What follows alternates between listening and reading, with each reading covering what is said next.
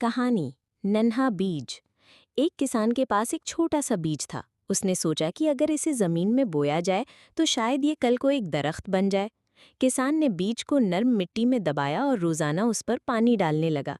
सूरज की रोशनी भी बीज तक पहुंचती, मगर बीज जमीन के अंदर ही छुपा रहा। कई हफ्ते गुजर गए, लेकिन किसान को कोई तब्दीली नजर न आई। कुछ लोग हंसकर कहते, इतनी मेहनत जाया जा रही है, ये छोटा सा बीज क्या बनेगा।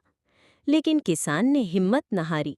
वो रोज उसकी देखभाल करता, यकीन रखता कि एक दिन ये मेहनत रंग लाएगी। आखिरकार एक दिन जमीन फटी और एक नन्हा सा सब्ज पौधा बाहर निकला। किसान की खुशी की कोई इंतहा न रही। वो पौधा आहिस्ता आहिस्ता बढ़ता गया, बारिश और धूप सहता गया, और कई सालों बाद वो एक मजबूत और घना दरख्त बन गया, जिसके साए तले लोग बैठते और उसके फल खाकर शुक्रिया अदा करते। सबक: सब्र और मुस्तकिल मिजाजी के साथ की गई मेहनत कभी ज़ाया नहीं जाती, चाहे नतीजा आने में वक्त ही क्यों न लगे।